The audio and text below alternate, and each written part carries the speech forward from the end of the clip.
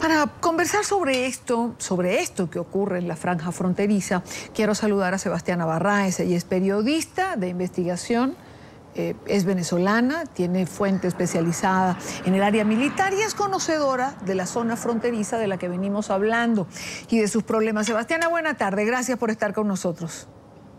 Buenas tardes, Idania. Un saludo a ti y a todos aquellos que nos ven y nos oyen en Colombia.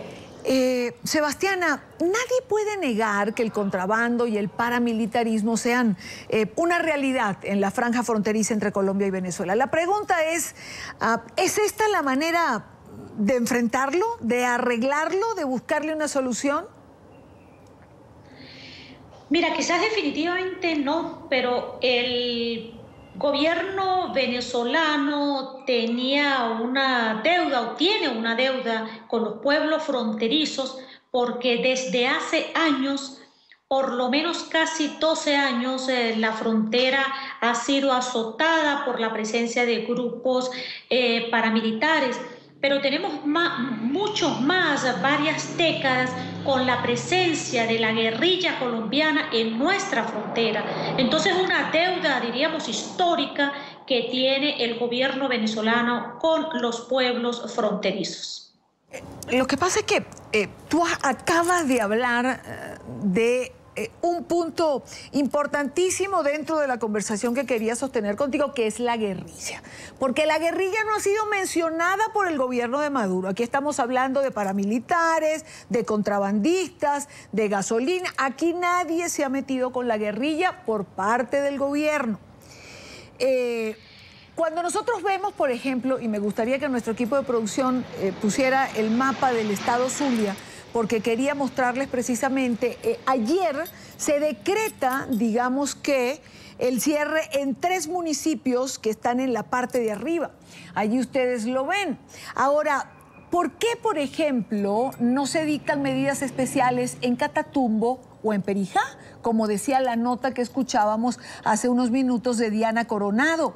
Es decir, en Catatumbo hay siembras de hojas de coca, se dice que hay algunos laboratorios, y en la sierra de Perijá también, por ejemplo, en la sierra se ha sembrado amapola para la heroína. ¿Por qué, por ejemplo, Sebastiana, no se dictan medidas especiales en el estado Apure, también frontera con Colombia, donde se dice que actúa la guerrilla? Es decir, ¿por qué Maduro habla de unas cosas sí y de otras no?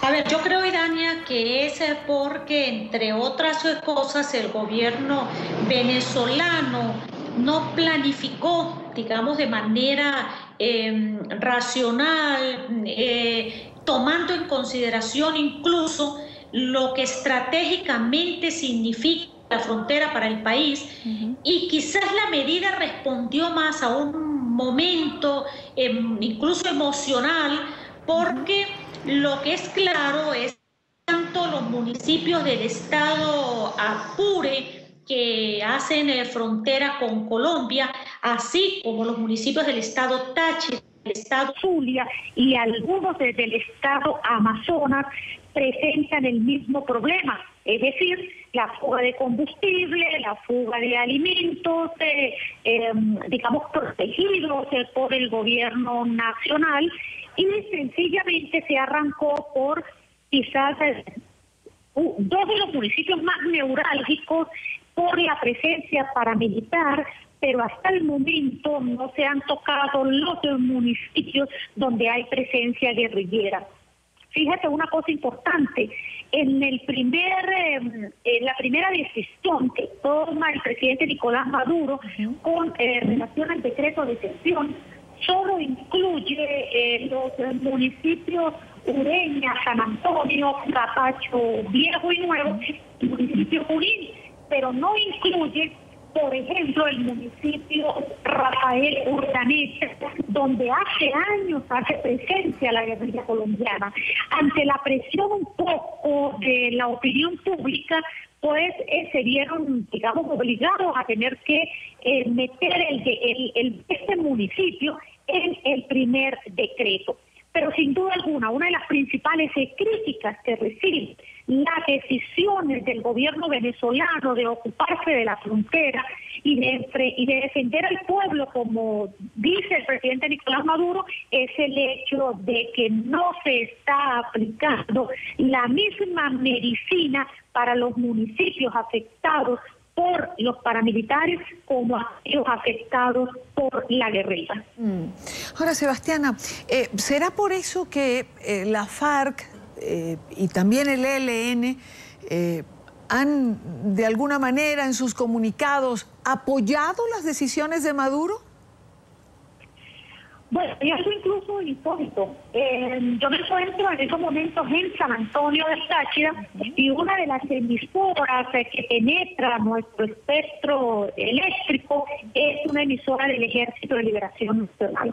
Hace poco, oyendo lo que decía esta guerrilla colombiana, no solamente era que defendían las políticas aplicadas por el presidente Nicolás Maduro, sino que de manera insólita ellos se llamaban venezolanos y decían que era necesario aplicar medidas contundentes contra el paramilitarismo en territorio venezolano. Lo que pasa es que el clamor realmente de la frontera iraní es que el gobierno venezolano no solo aplique medidas contra el paramilitarismo, sino que tiene que aplicarlo contra la guerrilla, porque ambos grupos que son armados irregulares cometen actos ilícitos en nuestro territorio, es decir, violentan la soberanía y el territorio venezolano, de lo cual debería ocuparse, por cierto, nuestra Fuerza Armada Nacional, que tiene esa responsabilidad como esencial en lo que a sus responsabilidades compete.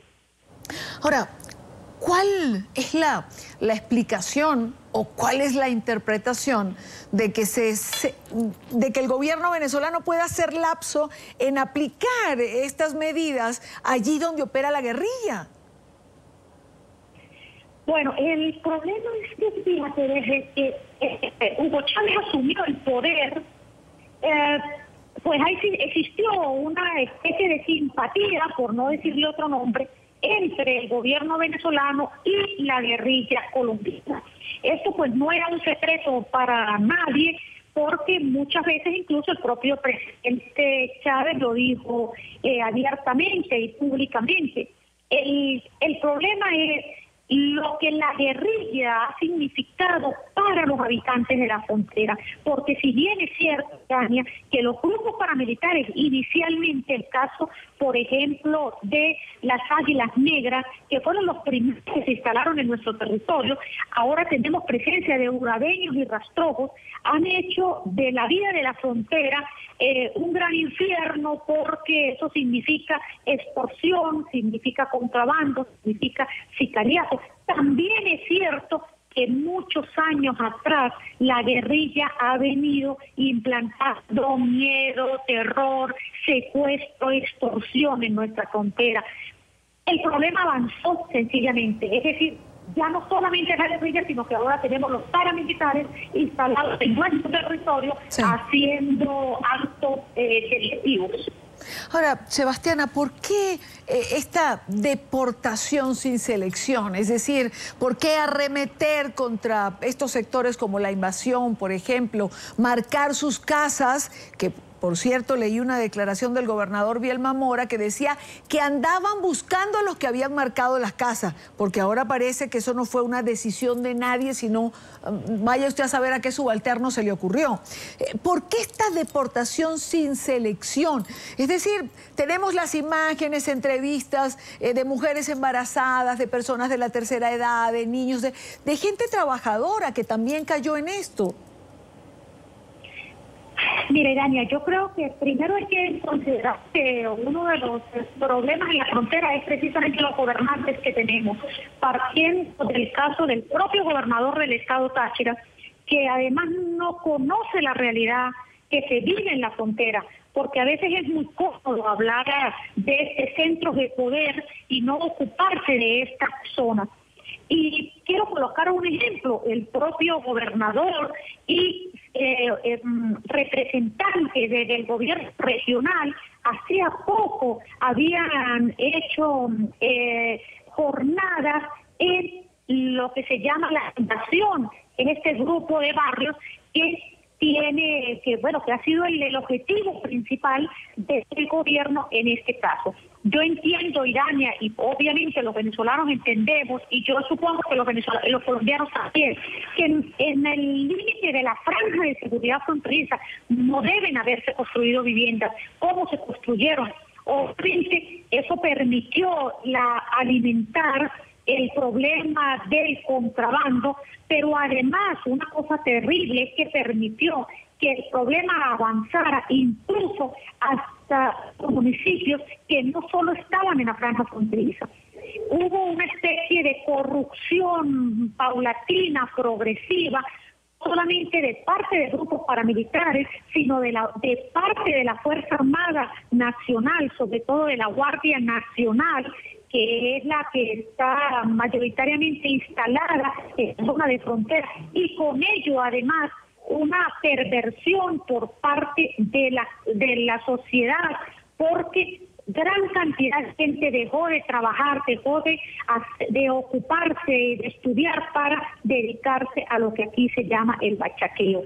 Eso alimentó una poderosa industria de delincuentes que hizo que incluso gran cantidad de gandolas con alimentos, con combustible, fuesen vendidos en territorio colombiano, pasando por los puentes, también por las trochas, es decir, por cuanto lugar se podía,